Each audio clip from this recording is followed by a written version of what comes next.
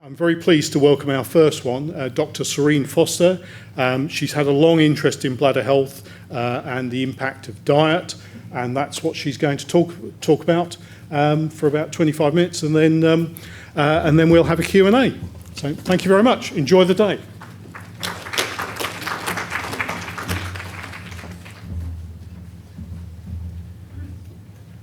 Good morning, everyone. I've probably got the best slot of the day, actually, and going to be focusing on food and diet. I hope everyone's had breakfast. Probably all too early, really.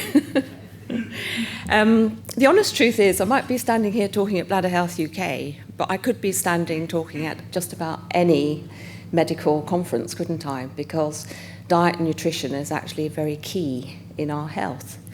And for a long time, we haven't really paid much attention to that, but it's really important that we take it on board. And particularly with bladder patients, I've noticed more and more, so important to get the right track. If we're not eating the correct things, it really can upset the bladder and how you feel. And it's just really important to get on top of that. So obviously, diet and nutrition has become more and more important since COVID, actually. It really brought our attention to poor diets and how people fared through the COVID pandemic. And the honest truth is that if you have a poor diet, then it leads to poor health, and you really can't get on top of that. So it's really good to focus on it. In my clinic, I'm actually at Hyde's Herbal Clinic in Leicester, and I see patients of with all sorts of medical conditions. But actually, at the very, very forefront, my focus is on diet and nutrition, because at the end of the day, people are not going to be wanting to take herbs forever and ever and ever. But what they will do is they will focus on their diet. So I hope to be able to give some pointers.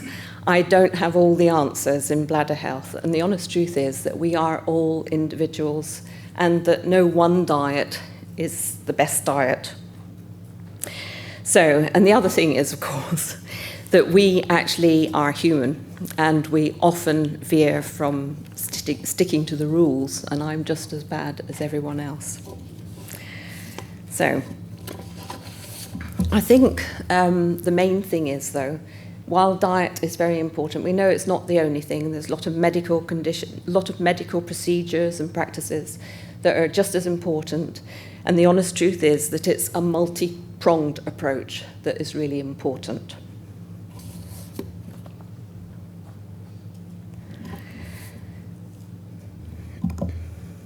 Right, so we are developing chronic bladder illness. It's something that develops over time. It doesn't just start. It obviously has many different ways in which we eventually get to the end point, which is miserable for so many people.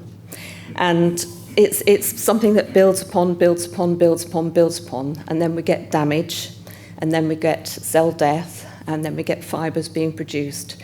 So there's bacterial cystitis, there's chronic infections, there's inflammation, there's lots of cytokines and chemical messengers, everything that just exacerbates the whole situation and builds upon until we end up in a chronic situation. There's lots of theories about how we get to that point, but it's to do with damage and depolarizing sensory nerves, leading to pain and urgency. There's the anti-proliferative factor, which is actually quite important, and mesenchymic stem cells are really quite important in that. If the anti-proliferative factor is depleted, then those cells aren't doing their work properly, and they are actually protective. And so it's important that the epithelial repair happens. Keeping the mesenchymal cells there is important for repair. So that stops apoptosis, which is cell death, fibrosis, which is laying down of fibers. And then there's also the mast cell activation theory as well, which might be important, might not be important, but we know that mast cells are found in the urothelium, and that in some patients they're there in quite large numbers, but in some other patients they're not there. They may be only double what they might normally be. Then there's also autoimmune reactions, which can happen as part of mast cells, because mast cells are actually quite pivotal when it comes to autoimmune reactions. And also, if there is an autoimmunity, then the bladder can be affected, or if there's been a disease or tissue injury or bladder trauma. So basically, there's just so many things that can add up to getting to that chronic illness.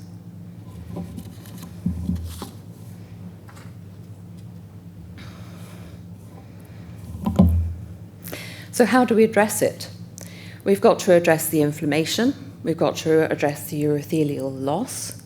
We have to look at how the tissue injury happens in each individual, whether the patient's got pain, whether there's neurogenic inflammation, whether there's neuropathy, where there's a lot of pain or loss of feeling, loss of sensory, or loss of control. And then there's also a great deal of pain where there isn't control there at all. So there's also control of the detrusor, there's also nerve damage, there's chronic inflammation. The whole lot just comes under a big umbrella about trying to help the chronic illness. Stress really starts to build up. Obviously, the more and more ill you feel, the longer it goes on for, the more and more stressed you become. It needs addressing as well. So it's not just the condition itself, it is how you are actually coping and dealing with this. Then obviously it can lead to anxiety and depression. It becomes a miserable spiral and feels like a very much downward spiral as well. The psychosocial side of it, well, you've got to think, where is the toilet? Am I going to be comfortable when I go to the party? Can I actually take a glass of wine with me? There's so many questions, and trying to deal with that and getting everything into perspective, as you can see, it's not just diet that's at the centre of it.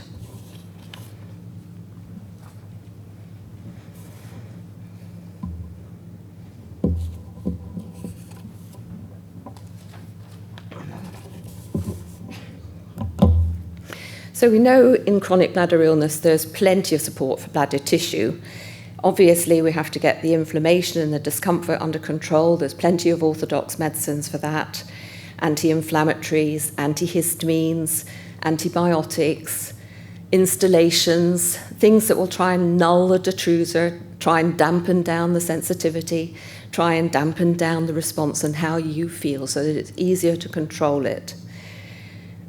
There's also support for pain. Often drugs like amitriptyline and pregabalin are used. Acupuncture is obviously very important. I have a number of patients that use that, and it's a very helpful thing to use. Pain management. Just going to classes about how to manage pain is also very important. Supplements might help. We can talk about that if you like. D-mannose, we know a lot of people take D-mannose, not necessarily for pain, but to keep infection under control. And sometimes it just helps even if there is just an underlying or low-grade infection as well that can't really be got rid of.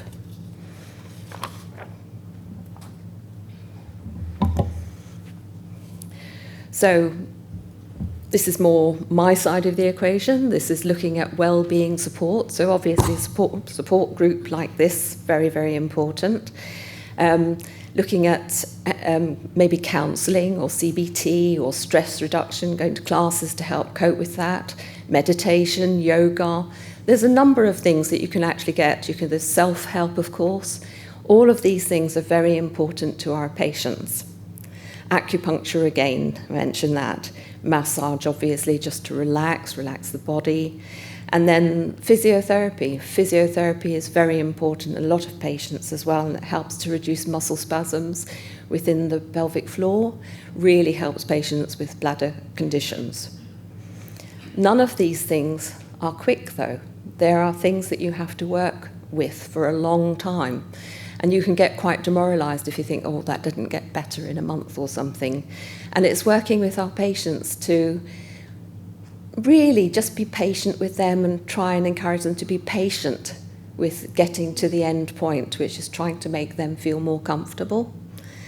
We know that estrogen pessaries are also quite helpful for women of menopausal age as well, because it helps the tissue. But actually, the work that Hazel Ecclestone is doing with, well, she was in Britain, she's now in New Zealand now, but, talking about the pH of urine and whether the pH of urine is actually important. I mean, we know that mostly it's about pH 5, pH 6, but the estrogen pessary can actually improve the pH of urine. And, well, improve it, what does that mean? It makes it more neutral, okay? And in patients where that is the case, there seems to be less sensitivity in the bladder, less overactivity of the detrusor muscle, and it's an important aspect to think of. It isn't the only thing, but it is an important aspect. So, diet and nutrition. Well, we know a lot. There's a nice little booklet, of course, that Bladder Health produces, and there's so much information online. And all of these things, it's just trying to work out what's right for your own individual patient. It's very difficult to have, especially if people are coming to see you in an NHS clinic, where you've got a few minutes to deal with a patient and try and make them comfortable and talk to them and think about diet, etc., to give them a specific thing for them. But we can give guides, can't we? Because at the end of the day, that's all I'm doing today. I'm just giving guides on what might be helpful. I don't have the real answers necessarily. What we eat and how we eat is very important, and I'll just cover that as well. And the importance of this should never, ever be underestimated. This was in last week's BMJ. This was about children, of course, but it brings us back to the focus, even that was in the news this morning, about the microbiome, about our good diet, about how we should be thinking about eating. And it really is time to end the junk food, because when we have bladder illness, we don't necessarily think, oh, I've got to eat all the vegetables or I've got to eat very well all day. You want to eat comfort foods, and you end up going down the wrong track, and that isn't helpful at all.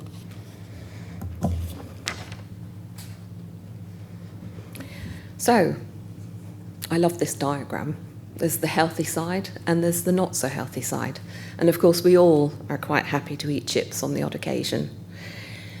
But which diet, where on earth do you go with this? It's an absolute minefield. Try and find the right diet. You go on the internet and somebody's suggesting this diet and that diet, and you really don't know where you are going. But there are some pointers.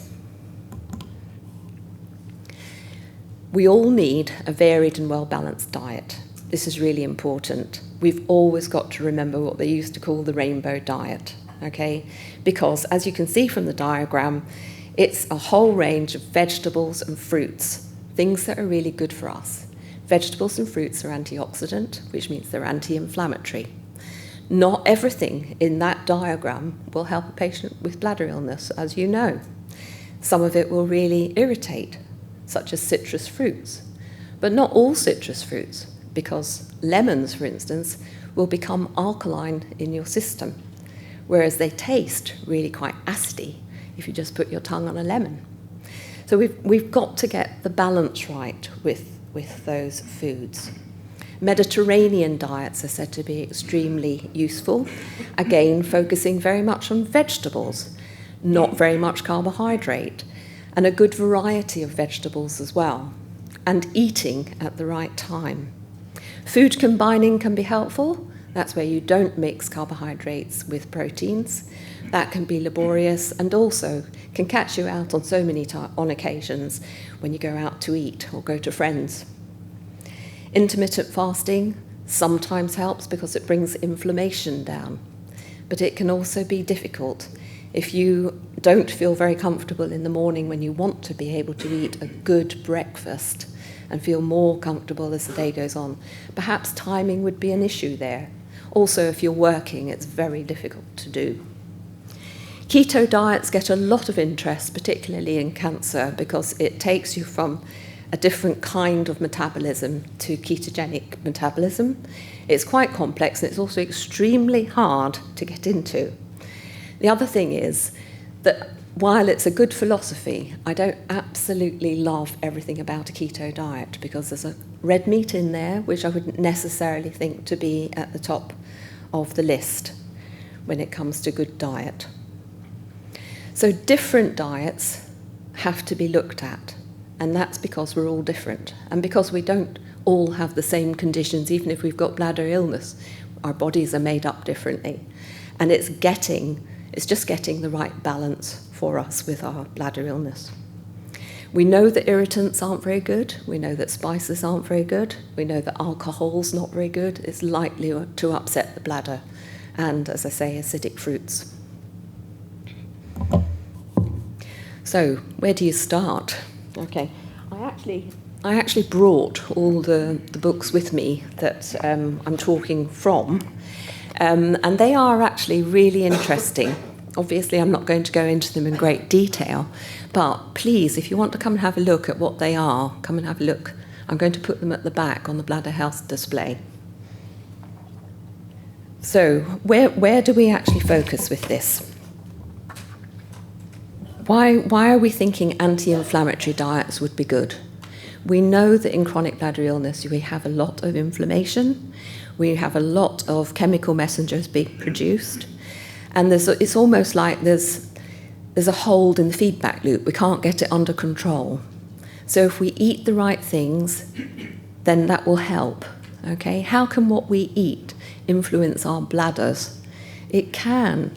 It can, because if it doesn't require that much digestion, or if we've helped in the processing of our food, eating, chewing, eating the right foods, then it still gets absorbed into our blood, and our blood gets filtered through our kidneys, and then it goes into the bladder. So it is a process. It is a one process. Histamine diets are getting a lot of interest as well. Now, this isn't necessarily, I'm not talking that everyone's histamine intolerant, by the way. This is thinking about the mast cells in the bladder as a potential way to help patients. If we think about low histamine diets, so foods that are likely to cause or produce less histamine, will be more helpful. It's a guide, and there are plenty of diet books. I've got one here. And there are lists of foods that are high histamine foods and low histamine foods. So even if you're not histamine intolerant, which is a condition, you can actually have a look at that and see if there's any way in which you can sort of work through diets or parts of diets, or find foods from it that maybe you're eating, you can avoid, and then you can maybe reduce the amount of histamine there. Keto diets, as I say, I'm not particularly a great fan of those, but those are of interest as well. And I've got a keto diet list here as well. And alkaline diets, they are probably a good thing to focus on, because there are foods which are alkaline or more alkaline than foods that are acidic. Pork is quite an acidic food, but green vegetables like green beans are more alkaline. So it's just focusing on that and looking at the lists of things that there are available and working it out. Okay. So our guides to nutrition should be, as far as possible, non-acidic foods, non-sugary foods, plenty of vegetables. Easy on fruit. Now that sounds like a wrong thing to say, doesn't it? But really you want to focus on fruit that is not acidic. So you don't want to be eating loads of oranges and drinking orange juice. But you might want to have a banana or blueberries or raspberries, because they're more alkaline. That will help your patient. We know cranberries, of course, are very alkaline, but you usually need to have them with lots of sugar. So it's a sort of contrary thing to eat. Nuts and seeds are always very good to have, because they have lots of soluble fibre, they help your bowel, they also have nutrition in them as well, like magnesium, calcium, and it helps with your general nutrition. They are good for us. You can eat as many nuts and seeds as you like, depends on your weight, of course. And then we must always remember to be easy on alcohol and spices. So a glass of red wine if we can. And not every bladder patient can, actually.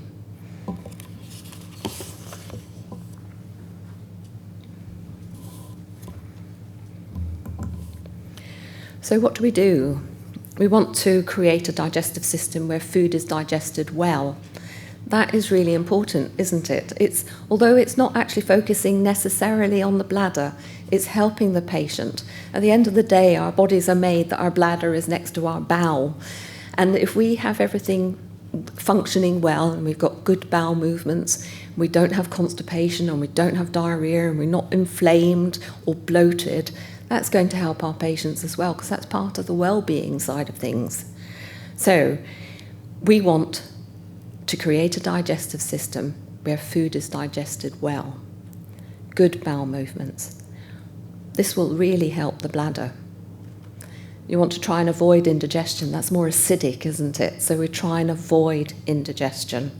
And eating foods like seeds actually helps to reduce that. It also helps with the digestion and it helps with the bowel formation. You want to eat regularly as far as possible. Keep your blood sugars balanced. You don't want to raise blood sugar. Take time over eating. Well, we never do that, do we? We all eat far too fast. Don't eat too late. Don't eat on the run like we did this morning when we were trying to get here. Know the foods that upset you and get your patients to do food diaries, because that's actually also really helpful.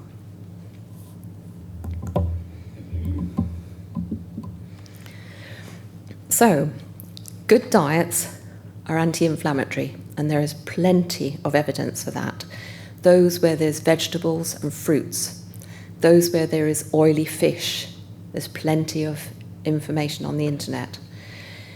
We want to be able to absorb the nutrients and vitamins, so we don't want indigestion. We want to have good bowel movements. We want to make sure that everything is functioning well. Soluble and non-soluble fibre to help that along the way. Fermented foods, well, we're hearing more and more about that. And even this morning, we were talking about the microbiome on the radio while I was driving here. It's really a focus we are getting into. And the microbiome, of course, is your good, healthy bacteria in your digestive system, you hope. But not everyone does. It's getting the balance right. Tim Spector has been spending a lot of time looking at diet and looking at the microbiome. And that really will help the bladder indirectly. And the microbiome is in the bladder, as well as the bowel, as well as the lungs, and as well as on the skin. So we've got to remember about it. The microbiome actually helps our nervous system. So again, if we think about, not that it necessarily helps with the feedback loop from pain from the bladder, but if it helps you, it helps the stress, it helps the patient. The microbiome also produces dopamine, serotonin, melatonin. In fact, the majority of it's produced in the bowel. Those are your feel-good factors. Those are the things that make you feel well. They are important. We must remember the microbiome. A good diet will also help us repair our bodies and maintain good immune systems and provide the building blocks for our health and well-being.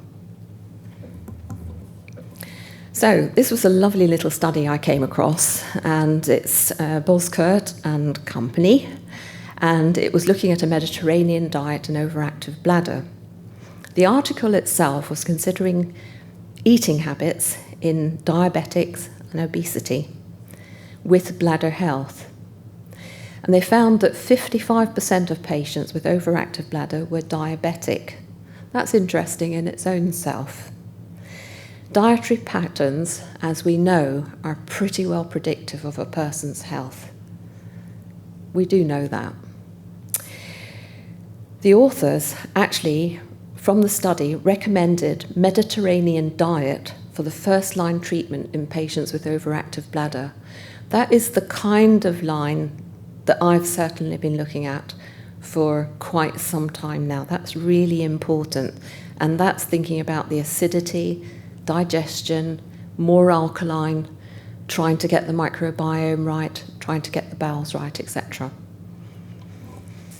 The thing that they did notice, which is always the case in any studies, is that it's patient compliance. And that's, where we come off the rails at times. We know what we're supposed to be eating, but actually, it's Christmas or Easter or some other celebration time of the year. And we don't always stick to the rules.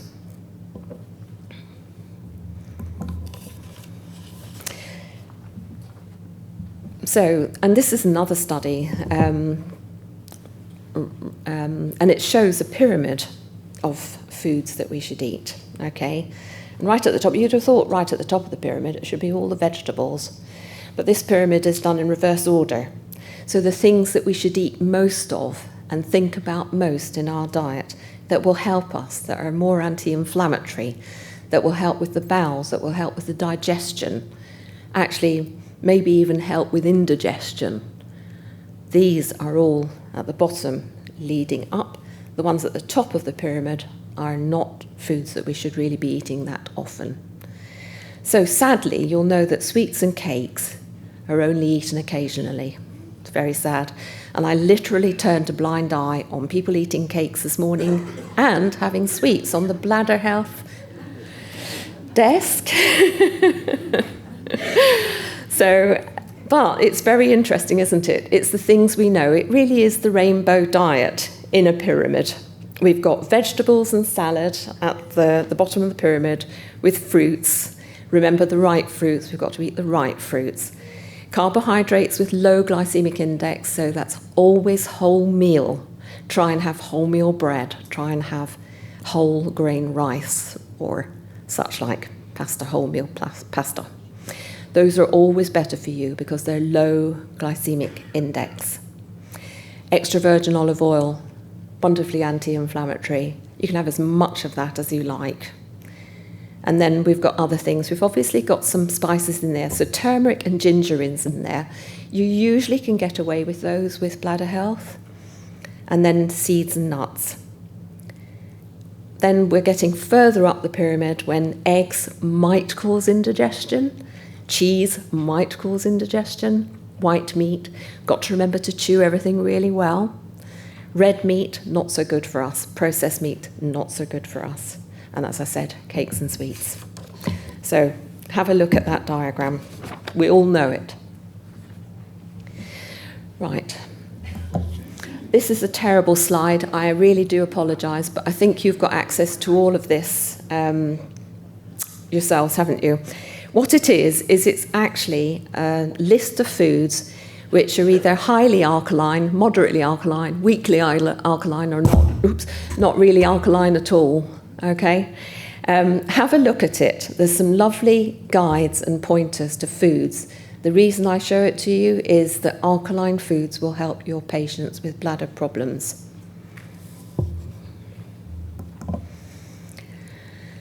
Turmeric and curcumin gets a lot of press. It's a spice that we can add to food. This is a wonderful anti-inflammatory herb. I have spoken about it before in bladder health, but it gets spoken about at a lot of meetings that I go to. It is the red triangle or segment of the circle that is the curcumin, and it has all the anti-inflammatory properties. It inhibits what's called NF-kappa B, which is actually a very early mediator of inflammation. It's the start of it. And so if we can have turmeric or curcumin, then that will actually help us with inflammation. It reduces pro-inflammatory cytokines, so that's the chemical messengers involved in inflammation. It reduces mast cells, would you believe, and actually all of the things that mast cells spill out. So if your patient is having antihistamines, this will also help as well. And it also reduces the nerve growth factors. So all of these things are useful. It contributes to desensitizing afferent nerves. That's going to be really important when it comes to our bladder patients. And obviously, therefore, will help relieve discomfort and sensitivities. Just a couple of other pointers to do with diet. Edible mushrooms. We've known for a very long time mushrooms are really good for the immune system. But they are full of nutrition and lots of different types of help, if you like, from a nutritional point of view. Indolic components are really anti-inflammatory. Please have a look at this. I think you've got access to all of these slides. I've got the papers also if you want them.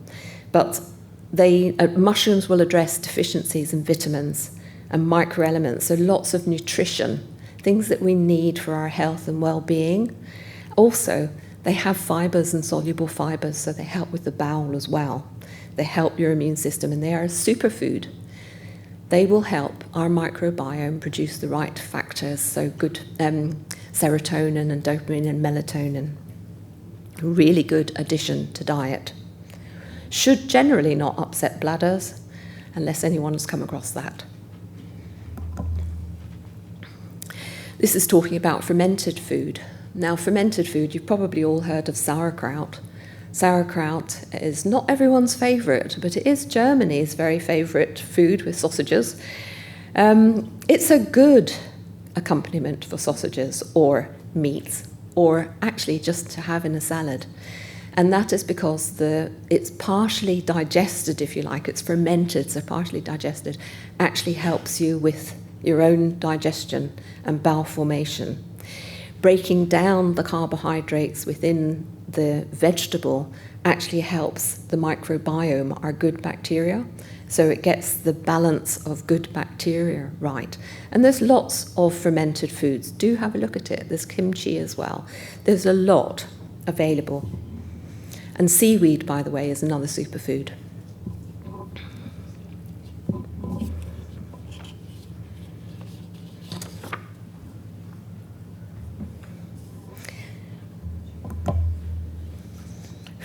Food intolerance testing is something that we do at the clinic. It does get quite a bit of criticism because is it really a proper test is what is often asked. And within the food intolerance test, which we do, we're looking for an antibody that's an IgG antibody, IgG4. It's actually more of a regulatory antibody than a specific allergen. A specific antibody to an allergen. But it's a different way of monitoring how a patient's getting on with the digestive system, which I have found really useful in the clinic. And you can get food intolerance testing in most places. The York test is probably one that most people might have heard of, but there are loads. So when you do food intolerance testing, you're not looking for an overt allergy. So if a celiac's reactive to wheat, you really have to go down the formal route, see the doctor, find out if you really are celiac. If you're wheat intolerant, it could be part of the digestion, the mix-up of food that you eat, that maybe you're not getting the right microbiome and the right digestion, and it could just be giving you digestive disturbance. So it's really trying to work out what is going on there with patients and their bowel function.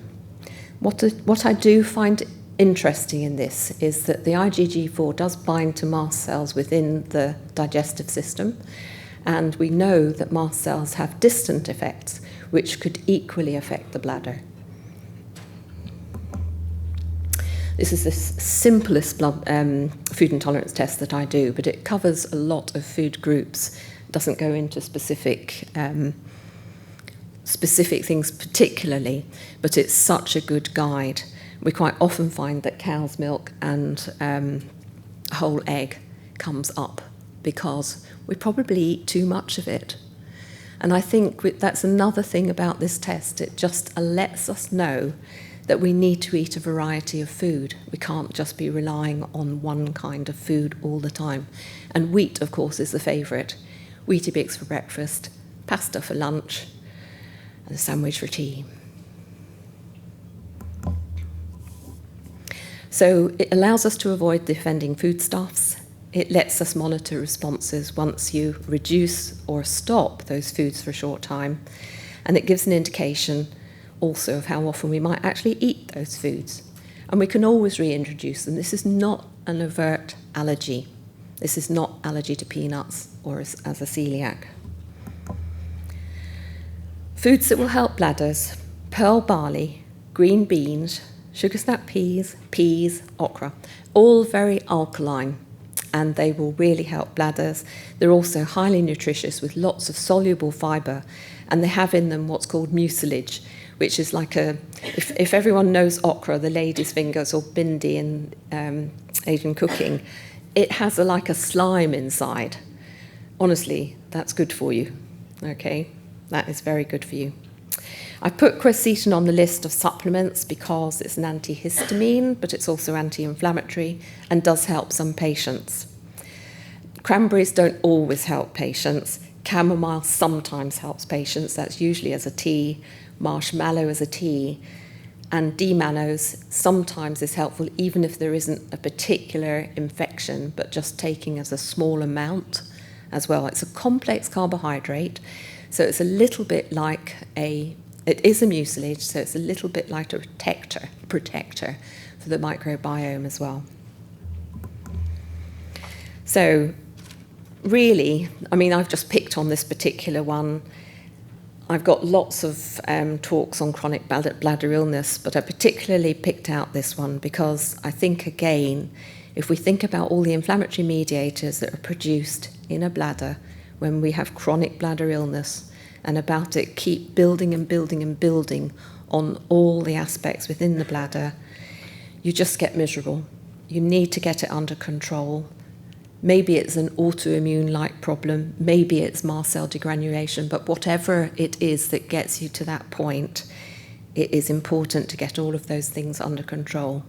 And I believe you can also help that with food and diet. So it does need to be a multi-pronged approach. It's often the most helpful way. It'll give satisfactory results for longer.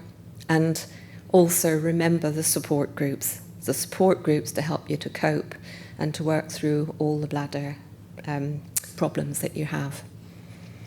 Thank you.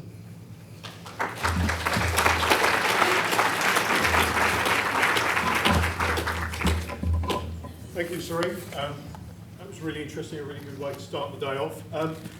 We have time for Q&As. There are a couple of microphones around. I've got the light shining light.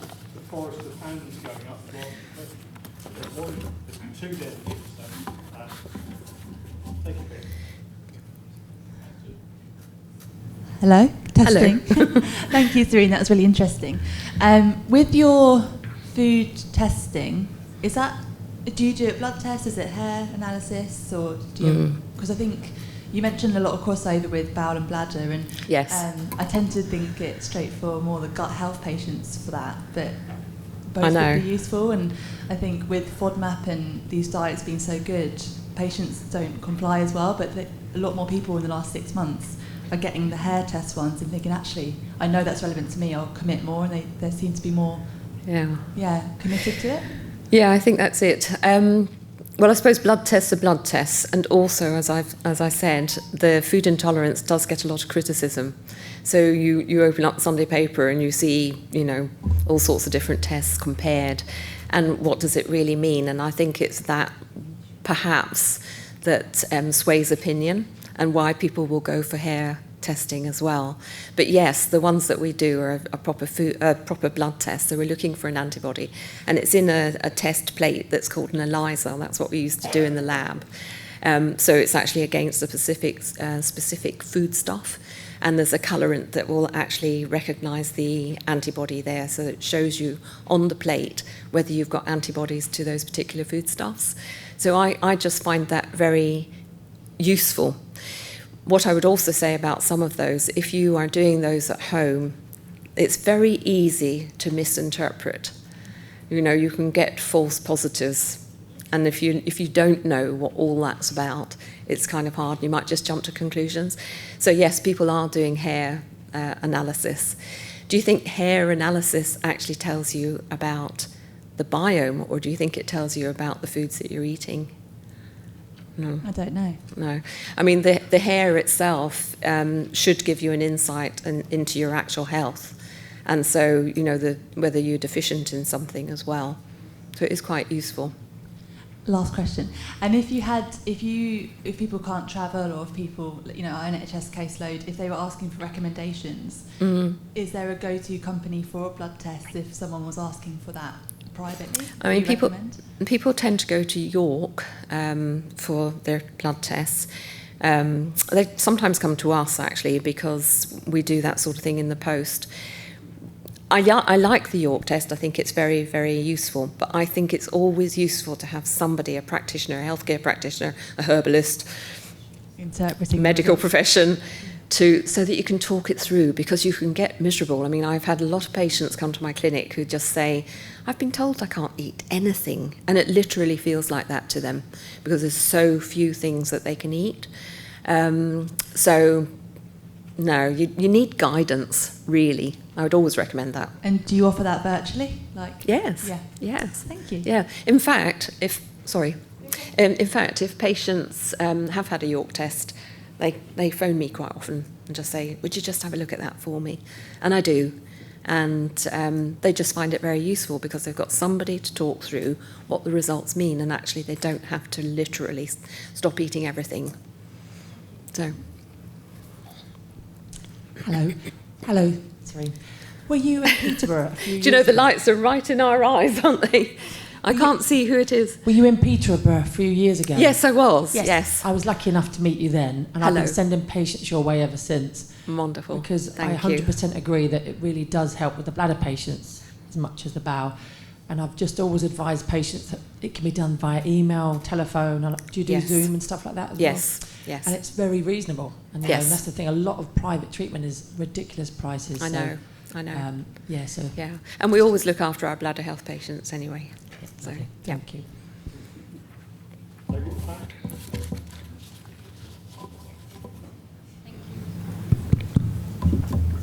Hello, can you hear me? Yes.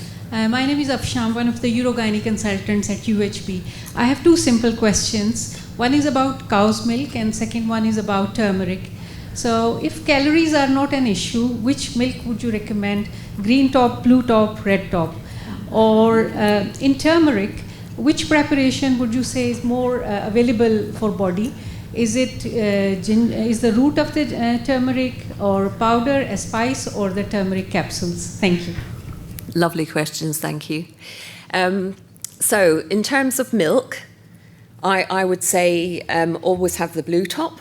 Okay, so that is the one with the cream as well, because it has all the nutrition in it, particularly if weight is not an issue. A lot of people just plump for the middle, they go for the semi-skimmed milk.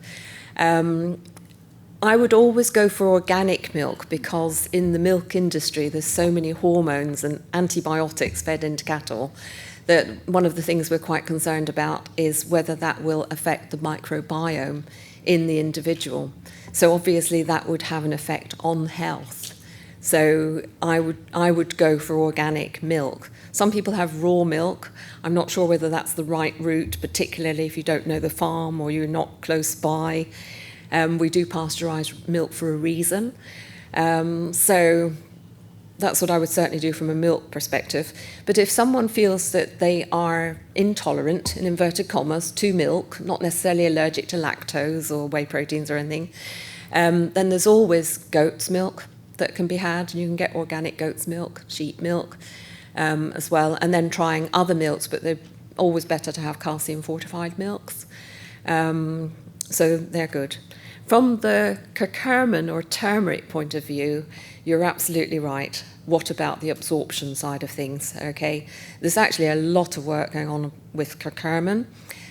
Some people are making it into liposomal curcumin, so it's engulfed in an oily capsule, so it gets absorbed into your gut very easily, and then processed or allowed. It helps your body that way. Others are taking black pepper with turmeric. What we are concerned about with too much turmeric and not enough guidance by practitioners, people will go and buy things on the internet, or they will go to health shops and get these supplements, but they can have an effect on how the blood clots as well, and you have to be very careful what you're doing. Much better to get guidance so that any medicines you're on can be considered in the other supplements that you might have. But apparently, if you have 3 grams of turmeric every day in your porridge, which is quite a lot actually, if you look at the powder, I think it provides you with something like, I think it's something like 100 milligrams of curcumin.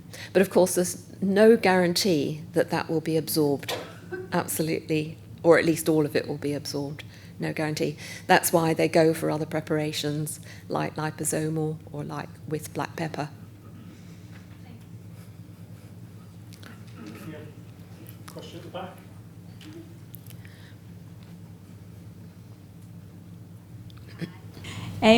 Thank you. You mentioned in your presentation the importance of fermented foods in maintaining a good gut microbiome. A lot of people with interstitial cystitis and painful bladder syndrome are very afraid of fermented foods. And I'm always recommending them to get the raw, unpasteurised ones that haven't got any vinegar added, because I think that they'll be fine if they do that. I was wondering if you agree and what your thoughts are on raw, unfermented products, please. Yes, very good point. The raw, unfermented, you need to know where it's come from, and you can't be expecting it to be posted to you because it is made freshly. Planet Organic, for instance, in London, will do you raw, fresh sauerkraut of all sorts, even beetroot sauerkraut, which is delicious, I can tell you. It is actually true. It is not acidic. But, of course, if you buy some of the products, they are acidic because they do put vinegar or such like in there, which is no good for the bladder patient. So I can understand why there is fear. What you can do is you can really try and squeeze out the juice that's around the fermented product if it has been pasteurised, because it will still have some benefit. But obviously something that's pasteurised will not have the bacteria in there. But remember, it is fermented, so it really will help the microbiome because it will help to further digest it. And it's easier on the digestion, so it is a good idea to suggest it. I don't know of any locally to Birmingham.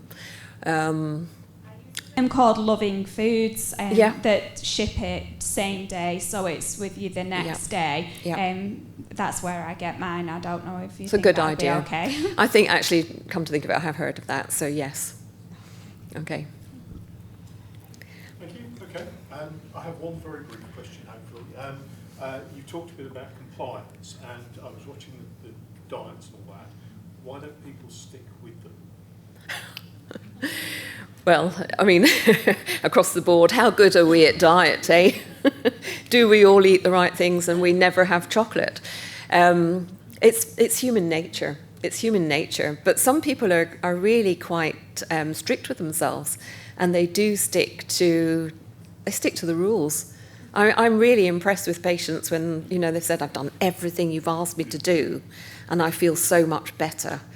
And this can be after a month or even after 6 months. And I'm sort of thinking, wow, that's amazing. What, you've never veered off? You've never had a piece of chocolate? And people will be like that. I also think that if you do veer off, then providing you get yourself back, you have a night where, I'm watching a film, I want to have some chocolates or something like that. Providing you go back to it again, you shouldn't do yourself too much damage. I think you could probably get away with that. But it's human nature. Thank you very much.